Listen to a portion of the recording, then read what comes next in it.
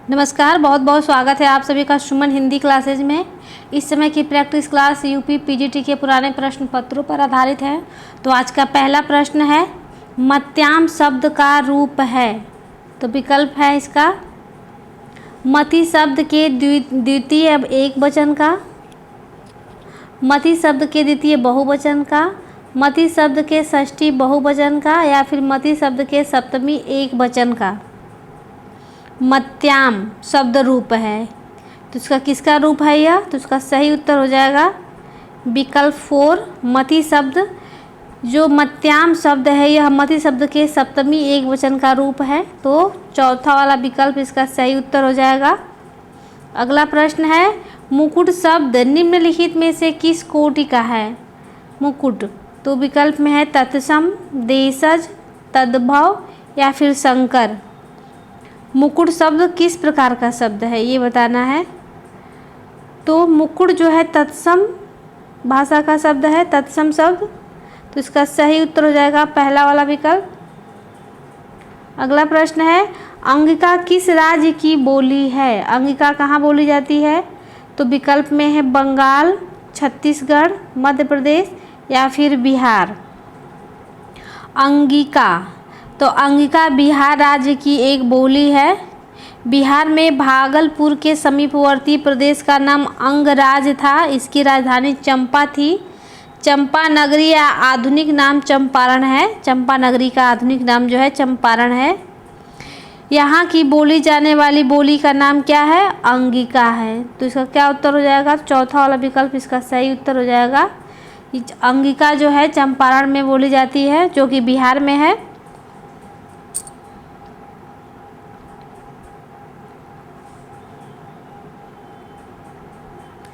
अगला प्रश्न है, त्रिलोचन शास्त्री की कविताएं हिंदी के अतिरिक्त किस अन्य उपभाषा में हैं? तो विकल्प में है ब्रज, मैथिली, अवधी या फिर भोजपुरी। त्रिलोचन शास्त्री की कविताएं बताना है। तो त्रिलोचन शास्त्री की कविताएं हिंदी के अतिरिक्त मैथिली उपभाषा में भी हैं। तो दूसरा विकल्प इसका सही उत्तर हो जाएगा मैथिली। त्रिलोचन शास्त्री का पूरा नाम वासुदेव सिंह था। त्रिलोचन शास्त्री की प्रमुख रचनाओं में है शब्द, धरती, ताप के ताए हुए दिन, मिट्टी की बारात, चंपा, नगई महरा, मैं उस जनपद का कवि हूँ। अगला प्रश्न है, कर्ता के साथ ने का प्रयोग न होना किस उपभाषा की प्रमुख विशेषता है? तो विकल्प में है पूर्वी हिंदी, पश्चिमी हिंदी, राजस्थानी हिंदी या फिर पहाड़ी हिंदी। तो कर्ता के साथ ने का प्रयोग न होना यह जो है पूर्वी हिंदी की विशेषता है। पहला वाला विकल्प इसका सही उत्तर हो जाएगा पूर्वी हिंदी। सकर्मक और अकर्मक क्रिया के साथ कर्ता के रूप में कोई अंतर नहीं पाया जाता है। पूर्वी हिंदी का विकास प्राचीन अर्धमागधी से हुआ है। इसका क्षेत्र फैजाबाद, सुल्तानपुर, प्रतापगढ़, रायबरेली, उन्नाव, सीतापुर इत्यादि जगहों पे बोली जाती है यह। अगला प्रश्न है, निम्नलिखित में से कौन सा शब्द शुद्ध है?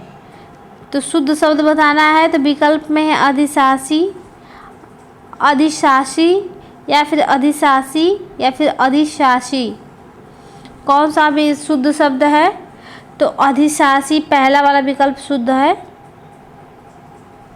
ऐसे ही लिखा जाएगा अधिशासी। अगला प्रश्न है, युधिष्ठिर में कौन सा समास है? युधिष्ठिर शब्द में तो विकल्प देखते हैं। पहला तत्पुरुष समास, बहुव्रीहि, अलूक समास या फिर कर्मधारय समास। तो युधिष्ठिर में जो है अलूक समास होगा।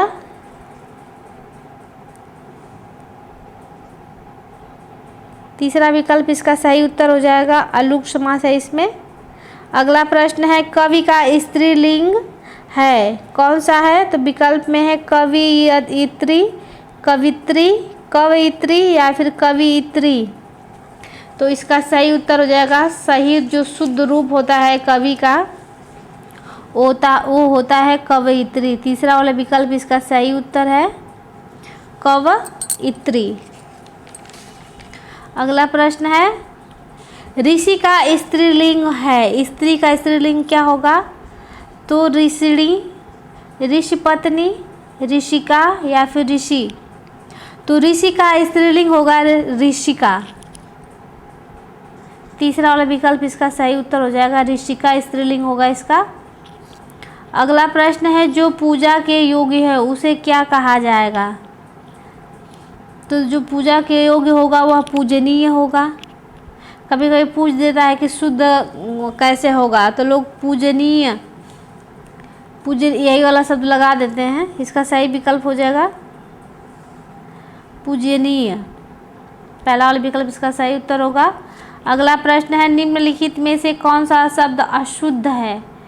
तो विकल्प में देखते हैं, अभिज्ञ, विज्ञ, विज्ञ या फिर अनभिज्ञ।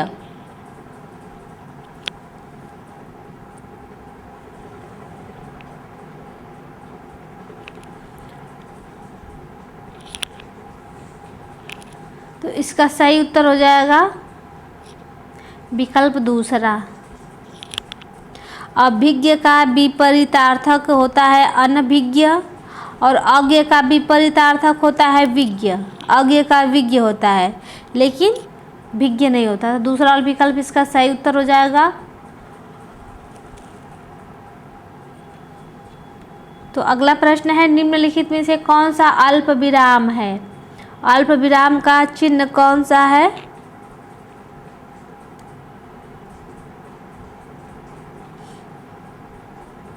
अल्प विराम और अर्ध विराम में बहुत कन्फ्यूजन होता है, तो इसका सही उत्तर हो जाएगा ए वाला ऑप्शन सही होगा। तीसरा विकल्प इसका सही उत्तर हो जाएगा। ए है अल्प विराम।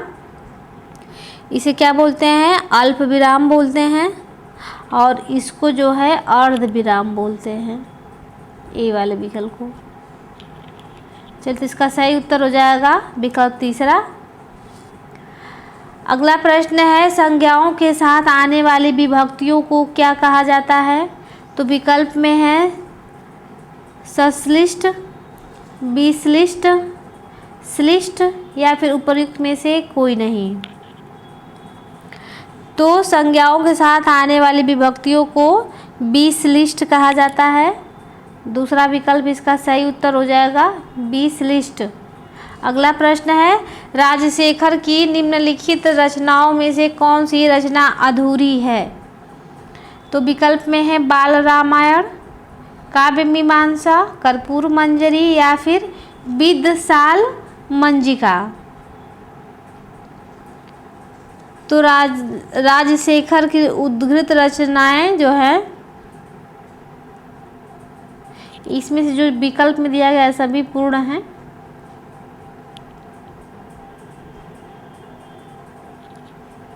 अगला प्रश्न है, हिंदी भाषा में वचन कितने प्रकार के हैं?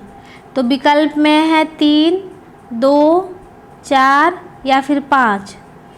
तो हिंदी भाषा में वचन 2 होते हैं। हिंदी में केवल 2 ही वचन होते हैं, एक वचन और बहुवचन। तो दूसरा वाला विकल्प इसका सही उत्तर हो जाएगा। अगला प्रश्न है, लिंग की दृष्टि से दही क्या है? तो विकल्प में है स्त्रीलिंग, पुल्लिंग, नपुंसक लिंग या फिर उभय लिंग। तो दही जो होता है ना, वो पुल्लिंग होता है। दूसरा वाला विकल्प इसका सही उत्तर हो जाएगा दही पुल्लिंग। दही खट्टा होता है ना कि खट्टी होती है। लोग अक्सर बोलते हैं दही बहुत खट्टी हो गई है, लेकिन यह अशुद्ध है। दही हमेशा खट्टा होता है, यह पुल्लिंग शब्द है।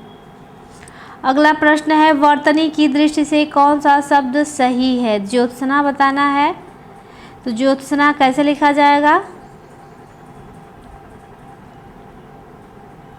तो इसका सही उत्तर हो जाएगा ज्योत्सना। आधा तो आधा शो, इसमें दोनों जो वर्ण हैं आधा आधा रहेंगे। तो ज्योत्सना ये सही उत्तर हो जाएगा विकल्प दूसरा। अगला प्रश्न है, वर्तनी की दृष्टि से कौन सा शब्द सही है? तो सन्यासी कैसे लिखा जाएगा? सन्यासी, सन्यासी, फिर सन्यासी या फिर सन्यासी। तो पहला वाला विकल्प इसका सही उत्तर हो जाएगा सन्यासी, ऐसे ही लिखा जाएगा। अंक की मात्रा भी रहेगी और अधनो भी रहेगा इसमें। यह बलाघात के कारण सन्यासी शब्द सही है। पहला वाला विकल्प इसका सही उत्तर हो जाएगा। अगला प्रश्न है, जिसका कोई शत्रु पैदा नहीं हुआ हो उसे कहते हैं, तो वह अजात शत्रु होता है। दूसरा वाला विकल्प सही उत्तर हो जाएगा। यहाँ पे अज्ञात शत्रु लिखा है, तो इसका सही उत्तर हो जाएगा अजात शत्रु, जिसका कोई शत्रु पैदा ही ना हुआ हो। अगला प्रश्न है, कृतज्ञ का विलोम क्या होगा? तो कृतज्ञ का बहुत इजी सा प्रश्न है, तो कृतज्ञ का कृतघ्न होगा। तीसरा वाला विकल्प इसका सही उत्तर हो जाएगा। अगला प्रश्न है, निम्नलिखित में से कौन सा शब्द बादल का पर्यायवाची नहीं है? तो विकल्प में है जलद, नीरद, वारिद या फिर मेघ।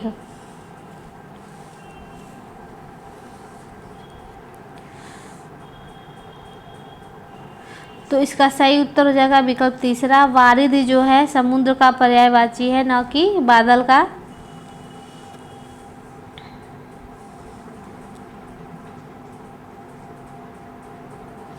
जलद, नीरद, जल, ये सभी जो है बादल के पर्यायवाची हैं। मेघ भी जो है बादल का पर्यायवाची है। जल के पर्यायवाची के अंत में द लगा रहता है।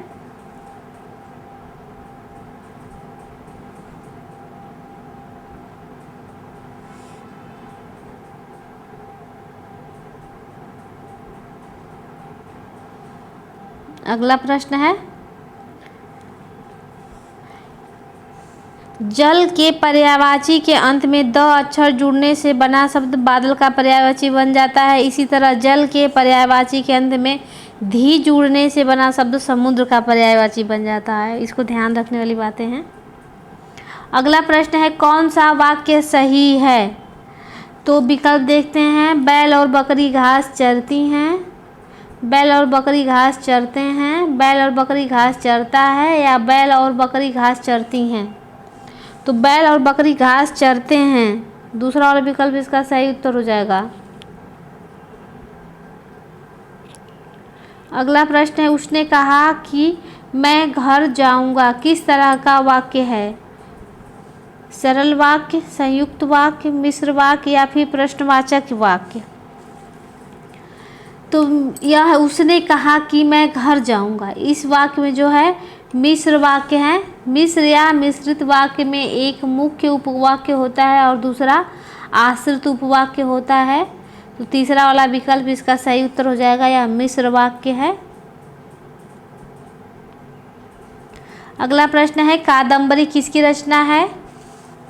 तो कादम्बरी विकल्प देख लेते हैं। विकल्प में है कालिदास, बाणभट्ट, भवभूति या फिर भास।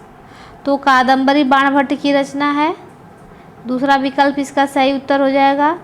अगला प्रश्न है, वाक्यम रसात्मकम काव्यम किसका कथन है? तो विकल्प में है विश्वनाथ, राजशेखर, श्रीहर्ष या फिर भास। तो वाक्यम रसात्मकम काव्यम जो है विश्वनाथ जी का यह कथन है। पहला विकल्प इसका सही उत्तर हो जाएगा, विश्वनाथ जी का है यह।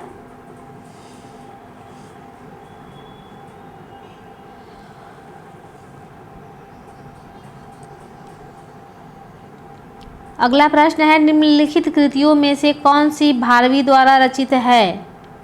तो भारवी की रचना कौन है? तो विकल्प में है शिशुपाल वध, कुमार संभवम, किरातार्जुनीयम या फिर नैषधीय चरितम। तो इसका सही उत्तर हो जाएगा विकल्प तीसरा, किरातार्जुनीयम जो है यह भारवी जी की रचना है। यह महाकाव्य कोटि का ग्रंथ है। इस महाकाव्य के नायक धीरोदात्रा गुण विशिष्ट अर्जुन हैं। किरात वेशधारी शिव प्रतिनायक हैं। वीर रस इसका प्रधान रस है। श्रृंगारादि एवं रस अंगभूत रस है। पांचाली रीति और प्रसाद गुण है। दिव्य पाशुपत अस्त्र की प्राप्ति इसका फल है। अगला प्रश्न है, मुद्रा राक्षस नाटक का रचयिता कौन है? मुद्रा राक्षस नाटक का रचयिता, तो विकल्प में है कुमार दास, शूद्रक, अमर सिंह या फिर विशाख दत्त। तो मुद्रा राक्षस नाटक के रचयिता विशाख दत्त हैं। ये चंद्रगुप्त द्वितीय के समकालीन थे विशाख दत्त। इसका चौथा वाला विकल्प सही उत्तर हो जाएगा। अगला प्रश्न है, प्रसन्नता शब्द में कौन सी ध्वनि है? तो विकल्प में है संयुक्त ध्वनि, संपृक्त ध्वनि, युग्मक ध्वनि या फिर उपर्युक्त में से कोई नहीं। तो इसका सही उत्तर हो जाएगा प्रसन्नता शब्द में कौन सी ध्वनि है? तो इसमें युग्मक ध्वनि होगी। जब एक ही ध्वनि का द्वित्व हो जाए तब वह युग्मक ध्वनि कहलाती है। तो यहाँ पे न है, तो यहाँ युग्मक ध्वनि होगा। तीसरा वाला विकल्प इसका सही उत्तर हो जाएगा। अगला प्रश्न है, निम्नलिखित में से कौन सा शब्द स्त्रीलिंग है? तो उत्साह होता है, चक्रव्यूह भी होता है, संकल्प भी होता है, लेकिन मृत्यु जो है होती है। तो तीसरा विकल्प इसका सही उत्तर हो जाएगा। मृत्यु जो है स्त्रीलिंग शब्द है, मृत्यु। अगला प्रश्न देख लेते हैं।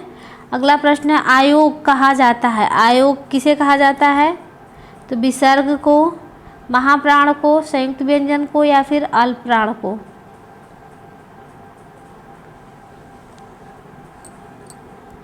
तो इसका सही उत्तर हो जाएगा आयोगवाह विसर्ग को कहा जाता है। आयोगवाह में दो लोग आते हैं, विसर्ग और अनुस्वार और विसर्ग। अनुस्वार और विसर्ग आयोग कहलाते हैं। अगला प्रश्न है, सूर्य का पर्यायवाची नहीं है। कौन नहीं है? तो विकल्प में है रवि, भास्कर, हंस या फिर सारंग। तो सूर्य का पर्यायवाची जो है कौन नहीं है? तो सारंग जो है सूर्य का पर्यायवाची नहीं है। चौथा वाला विकल्प इसका सही उत्तर हो जाएगा, सारंग।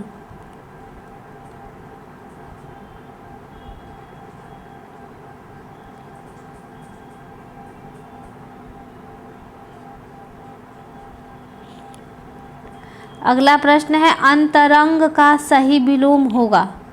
अंतरंग का सही विलोम क्या होगा? तो बहिरंग होगा। दूसरा विकल्प इसका सही उत्तर हो जाएगा, बहिरंग।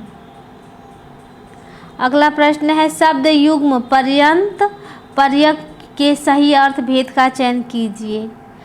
पर्यंत,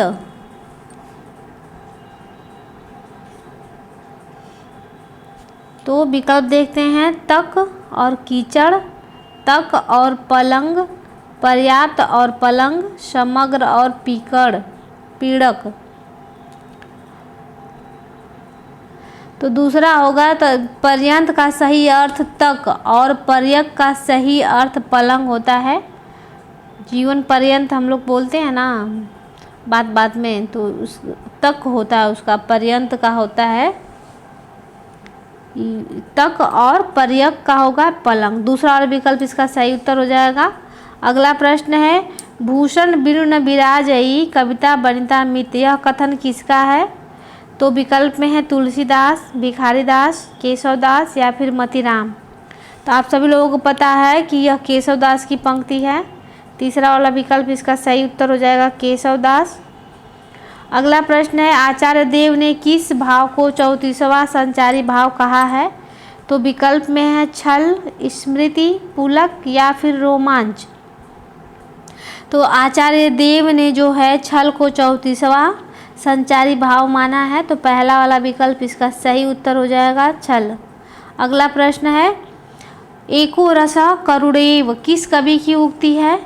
करुण रस को मुख्य रस किसने माना है? तो कालिदास ने, बाणभट्ट ने, भवभूति ने या फिर माघ ने। तो भवभूति को एको रसा करुणा कहा जाता है। तो महाकवि भवभूति ने उत्तर रामचरितम में एकमात्र करुण रस को ही रस माना है। तो तीसरा वाला विकल्प इसका सही उत्तर हो जाएगा भवभूति। अगला प्रश्न है, चरण कमल बंदो हरिराई में कौन सा अलंकार है? तो विकल्प में है उपमा, उत्प्रेक्षा, रूपक या फिर श्लेष। तो चरण कमल बंदो हरिराई, यह इसमें जो है रूपक अलंकार होगा। तीसरा वाला विकल्प इसका सही उत्तर हो जाएगा रूपक अलंकार। अगला प्रश्न है, सिंधु सेज पर धरा वधु अब तनिक संकुचित बैठी सी, इस अवतरण में कौन सी शब्द शक्ति है?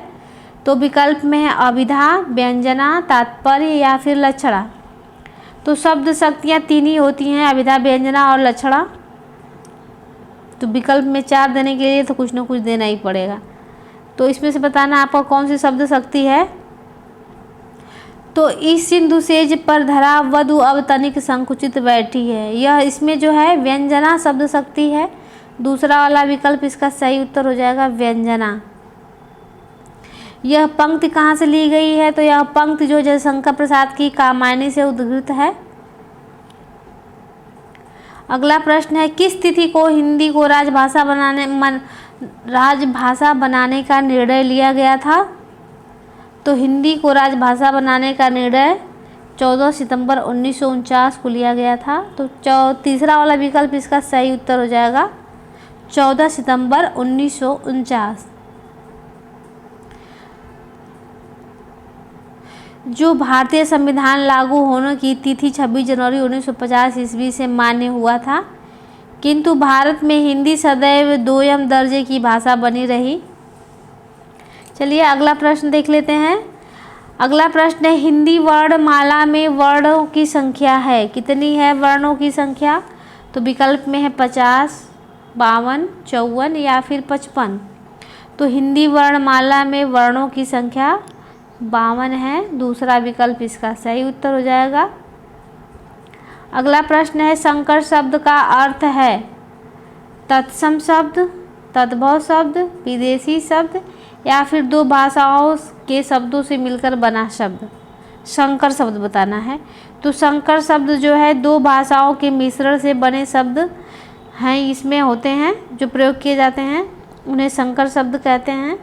तो चौथा वाला विकल्प इसका सही उत्तर हो जाएगा 2 भाषाओं के शब्दों से मिलकर बना शब्द संकर शब्द कहलाते हैं।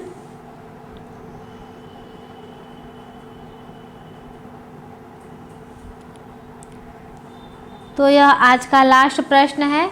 आपको मेरी प्रश्न उत्तरी कैसी लग रही है कमेंट करके ज़रूर बताएं। और आप लोग मेरे वीडियो को लाइक भी करें, शेयर करें और मेरे चैनल को सब्सक्राइब कर लें। तो चलिए मिलते हैं नेक्स्ट वीडियो में, तब तक के लिए धन्यवाद।